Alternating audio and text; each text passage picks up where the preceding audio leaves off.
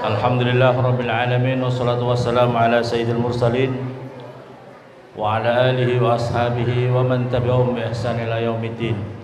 Allahumma salli wa sallim wa barik ala sayyidina Muhammadil Fatih lima alqal khatim lima sabaqan nasiril haq bil haq wal hadi ila siratikal mustaqim wa ala alihi wa sahbihi haqqa qadrihi wa maqdaril azim. Wa qala Allah ta'ala fil Qur'anil azim wa la takunu kallati naqadat ghazlaha min ba'di quwwatin ankasa. Amma ba'du, al-mukarramun, para alim, para ulama, para kiai, para sepuh yang sangat saya hormati, Al-Habib Abu Bakar Al-Hamid dari Sentani, yang sangat saya hormati Bapak Yai Mukhtar Hadi beserta Ibu yang sangat saya hormati, Ketua PHBI Bapak Ustadz Bambang yang sangat saya hormati, yang sangat saya hormati Ketua Takmir Masjid Baitur Rahman beserta seluruh jajarannya yang sangat saya hormati, Bapak yang sangat saya hormati Bapak Kepala Desa Tetum Jaya atau SP Taja 3 yang beserta seluruh jajarannya yang sangat saya hormati, Bapak Ustadz Farhan, Yai Farhan, Kiai Muda yang sangat saya hormati, hadirin wal hadirat yang tidak bisa kami sebutkan satu persatu, Ketua BKMT beserta seluruh jajarannya yang sangat saya hormati, hadirin wal hadirat yang dimuliakan oleh Allah Subhanahu wa taala.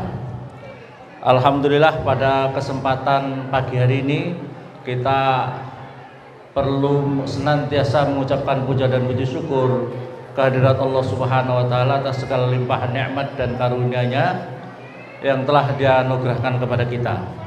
Sehingga kita alhamdulillah baru saja menyelesaikan salah satu kewajiban kita menjalankan puasa bulan suci Ramadan yang penuh dengan berkah itu.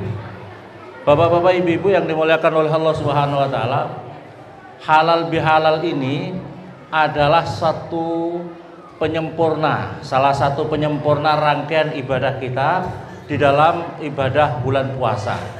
Sebab kalau di dalam bulan puasa kita sudah diajari sedemikian rupa yang berkaitan dengan hablum minallah wa hablum minan nas. Ya, kita sudah berpuasa, kita sudah mengeluarkan zakat, infak, sedekah, dan disempurnakan lagi dengan halal bihalal.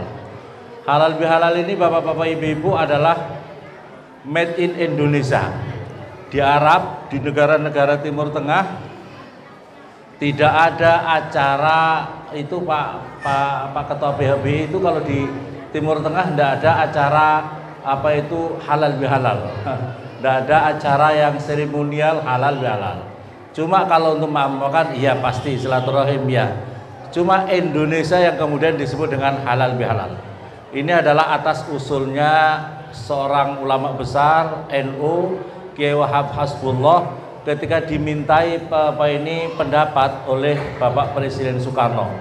Bagaimana ada momentum suatu cara yang efektif untuk kemudian bersilaturahim satu dengan yang lain dengan cara yang efektif, yaitu dibikin acara halal bihalal atau saling menghalalkan atau saling memaafkan.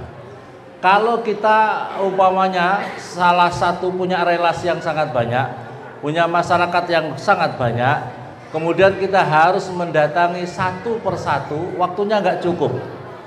Cukup napa mboten, bapak-bapak ibu? Mboten cukup. Satu bungkus saja, satu bungkus raya, kalau ibu-ibu mau silaturahim satu persatu nggak cukup waktunya. Makanya ada momentum, dibikin momentum yang sangat bagus, yaitu dengan acara halal bihalal. Bapak-bapak, ibu-ibu, menjadi sangat penting acara halal bihalal ini, sebab ini adalah berkaitan setelah kita menjalankan berbagai amalan ibadah Ramadan. Ramadan itu bapak-bapak, ibu-ibu, orang yang sempurna, orang yang sudah sempurna menjalankan puasa Ramadan dengan sempurna, maka yang sangat diharapkan ibaratnya seperti dirinya itu setelah berpuasa bertopo broto atau setelah masuk kawah condro di muka, kita digodok sedemikian rupa setelah digodok dalam kawah Condrowirogo, kemudian jadilah dia seseorang kesatria, atau kalau bahasa binatangnya itu dirinya sudah menjadi kupu-kupu. Jadi poso itu bapak-bapak ibu-ibu, poso seseorang itu orang yang bertapa berata, orang yang dididik, itu ada kalanya kalau kita mengambil iktibar daripada binatang itu macamnya ada dua. Yang pertama ada yang bertapa berata tapi kemudian seperti ular itu. Tapi ular itu memang hasilnya tapa berata, mungkin dirinya, tubuhnya sudah banyak rusak dengan berbagai macam interaksinya itu. Kemudian setelah dia bertapa berata, dia ganti kulit. Tapi permasalahannya puasanya ular itu hanya mempoles lahiriahnya saja, batiniahnya, perilakunya tidak berubah, maka ular tetap menjadi ular. Kalau sebelumnya ular menjijikkan, kalau biasanya sebelumnya ular makanannya tidak dijaga, makan segala macam yang kotor-kotor, yang najis-najis, yang segala macam makanannya, setelah puasa ia masih tetap saja seperti itu, maka masih menakutkan. Ini habis ya. Oke. Ini kurang dhuwur. Halo.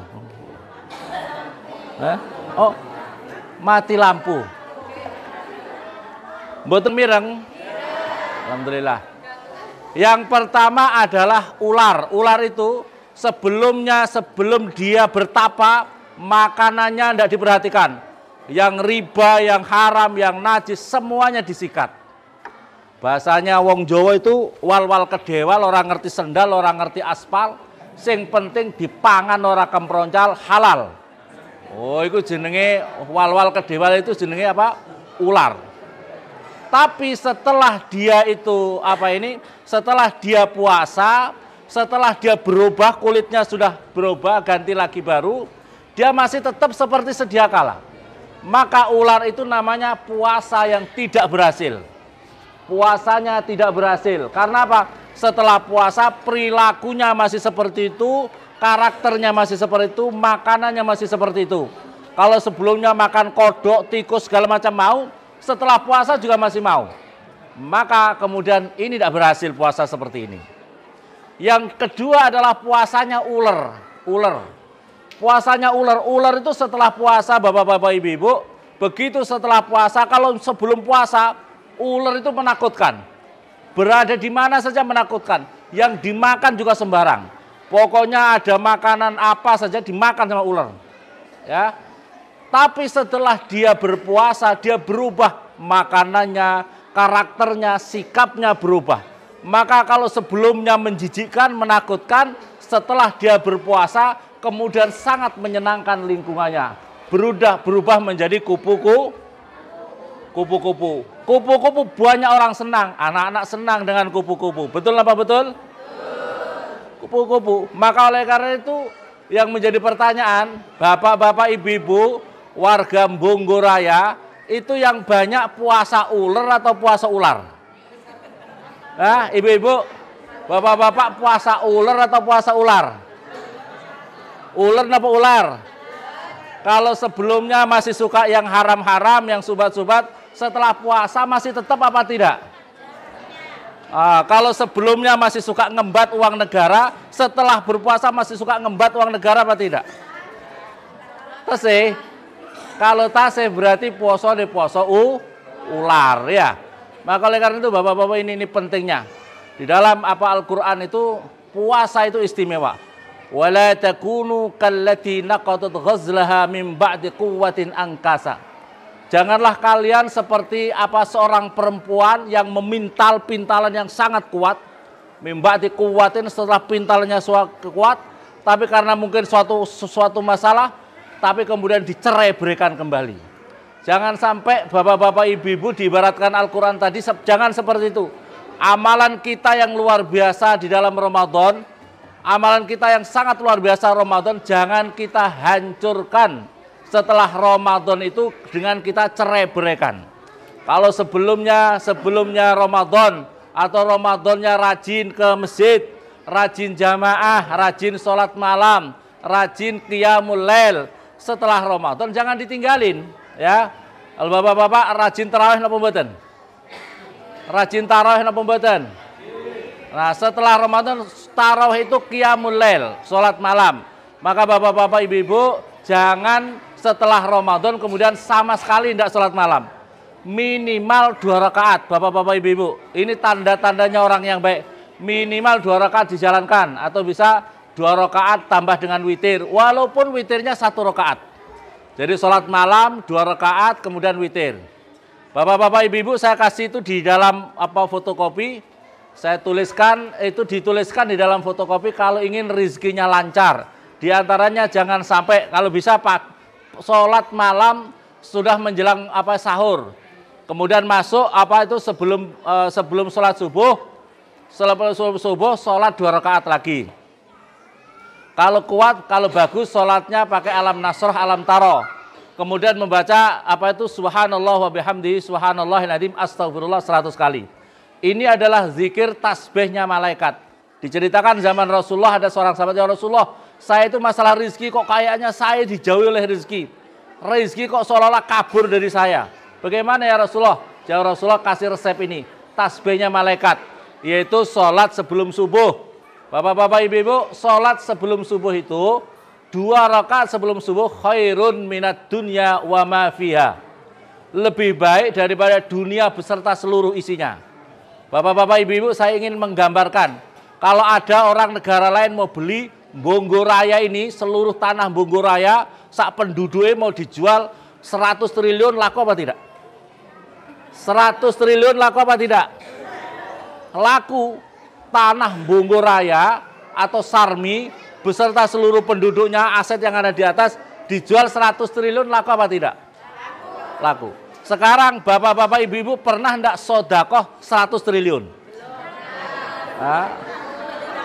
Ibu-ibu pernah enggak sodakoh 100 triliun?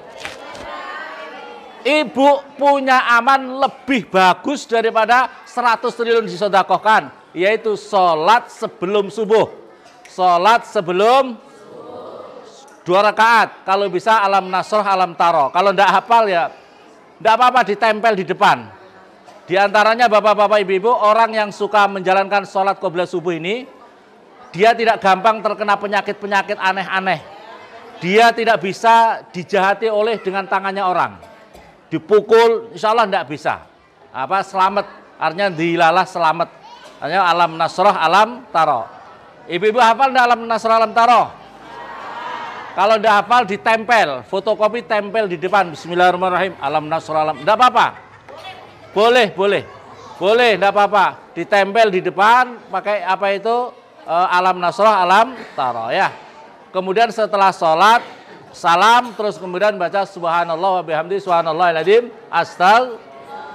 dilanjutkan sholat subuh membaca sholawat nariyah 41 kali. Tapi kalau ibu kok sibuk, enggak apa-apa, sambil jalan, sambil masak. Pokoknya yang penting pagi 41 kali. Pagi 41 kali. Ini adalah untuk lancar rezekinya. Diterangkan rezekinya seperti hujan yang terus-menerus mengalir kepada dirinya. Ya, ibu-ibu mau lancar rezekinya? Di antaranya kalau lancar rezekinya bisa haji seperti Ibu Ketua BKMT. Amin Allahumma amin. Mau enggak berangkat haji? Sekarang agak mahal ibu. Sekarang tambah mahal. Makanya harus kuat kuat zikirnya, harus kuat zikirnya. Ibu, alhamdulillah saya bukan sombong. Tahadus bin nikmah. Saya haji sudah beberapa kali. 2 kali gratis ibu. 2 kali Yang kemarin baru bayar sama ibu haji itu. Baru 3 ya. Kemarin bayar, jadi yang ketiga itu. Halo.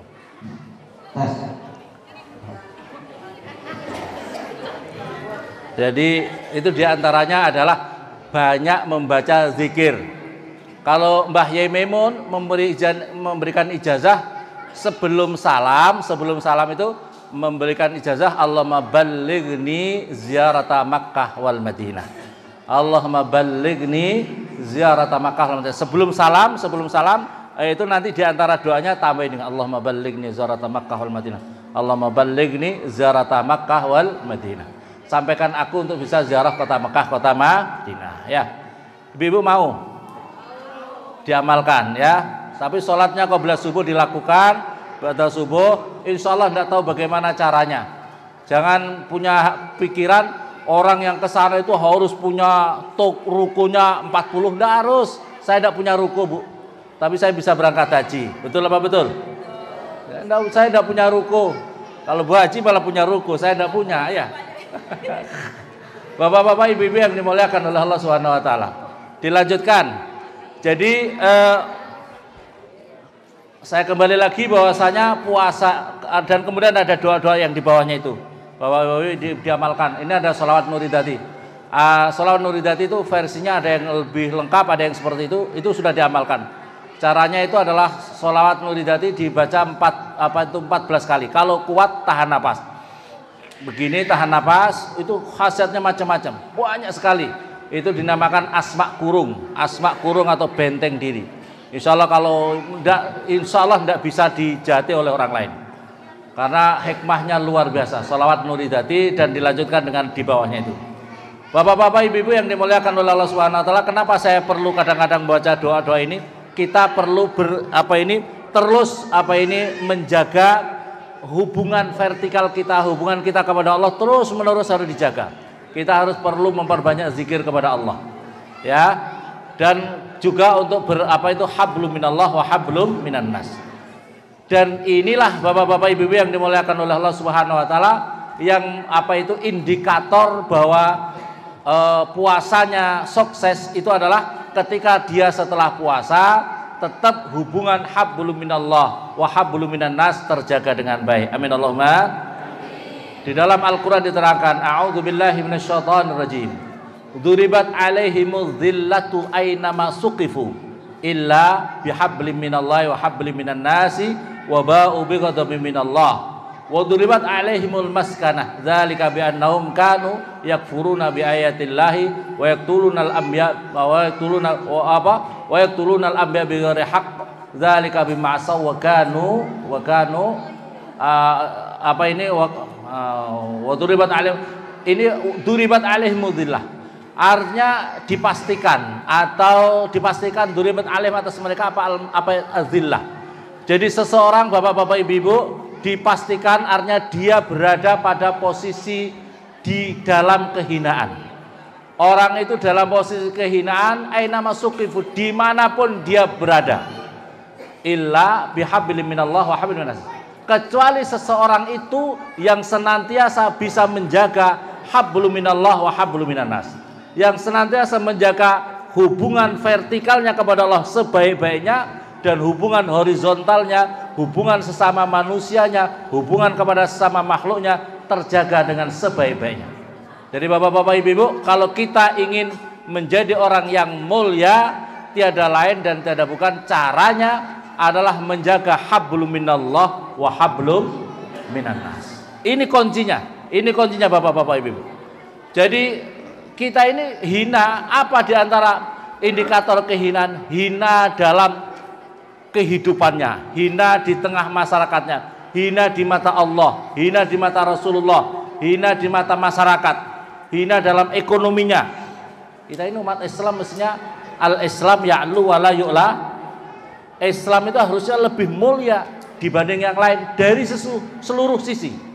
Islam itu seharusnya lebih mulia di dalam seluruh sisinya. Masalah politiknya, ya, masalah ekonominya, masalah peradabannya, harusnya umat Islam lebih mulia dibanding yang lain. Tapi kenapa kita umat Islam kok tidak mulia? Bapak-bapak, ibu-ibu, dari sisi politik, sisi politik kita ini masih tidak mulia. Kita ini masih dikuyo-kuyo sama negara-negara lain. Kita punya saudara-saudara di Palestina sana dikuyo-kuyo sama orang Yahudi. Ya, di masjid di masjid dihancurkan, ya, dan sebagainya. Dari sisi politik kita masih belum kuat. Betul apa betul? Dari sisi peradaban kita itu juga ikut-ikutan. Tidak mandiri. Coba di negara-negara lain, kita ini kadang-kadang tidak pede dengan peradaban kita sendiri umat Islam ini yang ada di Indonesia. Kita anak-anak kita ikut-ikutan katut dengan gaya-gaya orang Barat. Betul apa betul?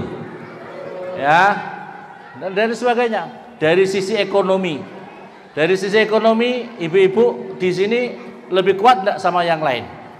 Ya, sebagian ya. Tapi dengan Cina-Cina yang kaya-kaya, mana lebih kuat perekonomian kita?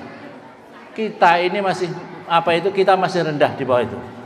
Kenapa masih rendah Bapak-bapak Ibu-ibu? Karena kita umat Islam tidak betul-betul menggunakan konsep yang diberikan Allah kepada kita. Kita ini made in-nya Allah. Manusia itu made in siapa? Manusia itu produknya siapa? Yang memproduksi kita siapa? Allah. Yang menciptakan kita siapa? Allah. Tapi kita pakai konsep yang lain. Itu salah.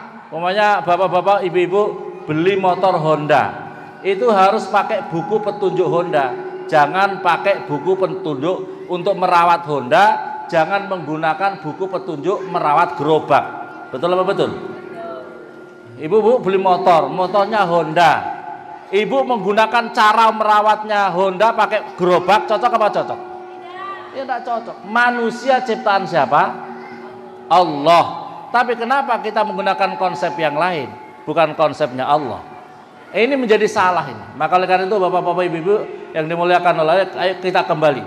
Kalau kita ingin mulia, tiada lain harus betul-betul menjaga kualitas komunikasi kita yang sebaik-baiknya. Hablum minallah wa hablum. Lanjutnya adalah wabau bi ghadabin minallah, dan kembali mereka dalam murka dari Allah Subhanahu wa taala. Kalau orang tidak betul-betul menjaga hablum minallah akan dimurkai. Wa duribat alaihimul maskanah. Begitu juga orang-orang itu dalam kemiskinan.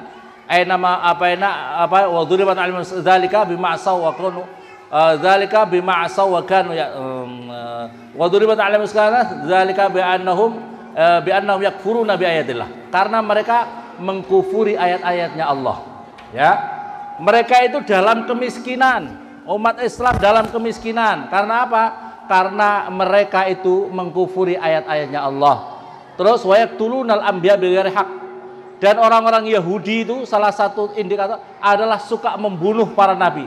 Bahkan suatu hari dia menangkapi nabi-nabi sampai yang dibunuh ada 300 nabi yang dibunuh. 300 nabi yang dibunuh oleh orang Yahudi. Maka oleh karena itu kalau kita membaca Al-Fatihah itu ghairil maghdubi alaihim waladhdallin. Al-maghdub itu siapa? Orang yang dilaknat itu siapa? Orang yang dimurkai, dilaknat itu siapa? Itu orang-orang Yahudi. Itu adalah orang-orang Yahudi. Maka oleh karena itu Bapak-bapak, itulah pembunuh-pembunuh Nabi. Karena sekarang ini masyarul muslimin yang dimuliakan oleh Allah, kita memang bapak-bapak, ibu-ibu, orang Bonggoraya, tidak ada yang pernah membunuh Nabi. Ada yang pernah membunuh Nabi? Ada apa tidak? Tidak ada yang pernah membunuh Nabi. Tapi sekarang adalah kira-kira orang Bongo jadi orang mulia apa tidak? Orang yang ya'lu wa la yu'la alaih apa tidak? Kalau tidak menjadi pertanyaan.